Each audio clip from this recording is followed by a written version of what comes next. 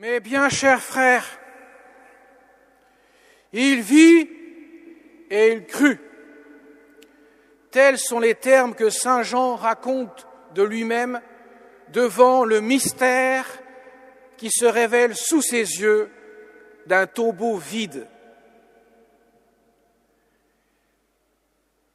Contrairement à saint Pierre, immédiatement, la vue du tombeau vide le conduit à la foi. Saint Pierre analyse les faits. Il constate les linges posés à plat, le suaire qui entourait la tête de Jésus roulé à part. Il en reste à l'observation des faits. Marie-Madeleine se pose la question, on a enlevé le Seigneur, on ne sait pas où on l'a mis. Mais Jean, il vit le tombeau vide et il crut. Mes chers amis, cette phrase résume à elle seule ce qu'est la résurrection, un mystère. En aucun cas,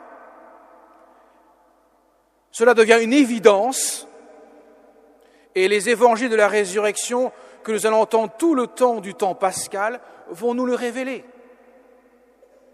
À chaque apparition de Jésus ressuscité, en présence de ses disciples, à chaque fois, ils ne le reconnaissent pas.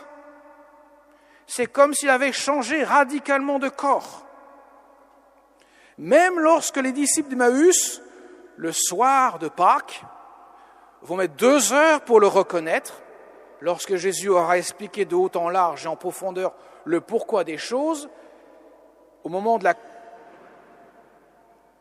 la bénédiction du pain, lorsqu'ils seront arrivés à l'auberge, ils vont le reconnaître. Cependant, il va disparaître à leurs yeux, mais il va revenir 2 heures plus tard, au milieu des autres disciples, et là, ces 2 disciples vont revenir aussi, et ne le reconnaîtront pas à nouveau. La résurrection est donc un mystère qui ne peut s'appréhender que par la foi seule. Jésus n'est pas simplement revenu à la vie, comme Lazare, comme le fils de la veuve de Naïm, comme la fille de Jaïr, le chef de la synagogue, les 3 personnes que Jésus a fait revenir à la vie, qui eux ont retrouvé leur corps de chair tel qu'il était avant leur mort. Jésus est ressuscité, ça veut dire que désormais, il n'est plus de ce monde, il est de l'éternité. Et cela veut dire aussi qu'il est le premier-né d'entre les morts, il fait entrer son humanité, et à sa suite tous les hommes qui suivront derrière, à commencer par sa Sainte Mère. Pour l'instant, il n'y a que ces 2 personnes-là, la personne divine du Fils et la personne humaine de la Vierge Marie, qui sont entrés corps et âme au ciel. Tous les autres saints, et nous tous, nous n'y entrerons corps et âme qu'à la fin du monde. Les saints au ciel, pour l'instant, il n'y a que leur âme. Voilà pourquoi nous avons des reliques de saints, nous avons des corps conservés de saints, mais celui de Jésus, vous ne trouverez nulle part, ni celui de la Vierge Marie, car le corps physique de Jésus et de la Vierge Marie ne sont plus sur terre, ils sont au ciel. Et Jésus en est le premier à faire entrer l'humanité dans le sein de la divinité. La résurrection de la chair, mes chers amis, c'est cela. C'est un corps glorieux qui n'est plus sujet aux lois de ce monde, il ne peut plus mourir, il ne peut plus souffrir, il est définitivement glorieux. Cependant, pendant 40 jours encore, son corps va être glorieux, va être voilé. Sa gloire sera voilée. Elle ne sera dévoilée qu'après, même s'ils ne le reconnaissent pas. Voilà ce que nous fêtons, mes chers amis, la victoire du Christ sur la mort. La mort est la conséquence du péché. Jésus a englouti dans sa propre mort la mort et le péché qui en était la cause, de sorte qu'il l'a détruit à la racine, de sorte qu'elle n'a plus aucun pouvoir, cette mort, sur lui.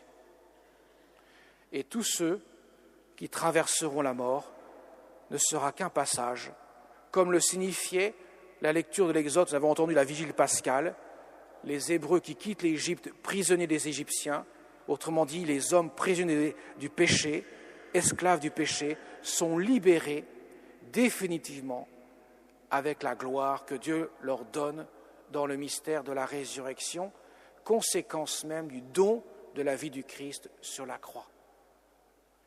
Mes chers amis, c'est ainsi un grand jour, le jour de Pâques, que nous allons fêter pendant 8 jours dans l'octave de Pâques, Pâques est tous les jours, pour déployer cette puissance de la résurrection du Christ qui opère un profond changement pour l'humanité. Désormais, l'humanité peut aspirer à l'espérance de l'éternité. C'est une grande bonne nouvelle, mais qui ne peut s'appréhender, et j'en reviens, comme au début je le disais, par la foi seule.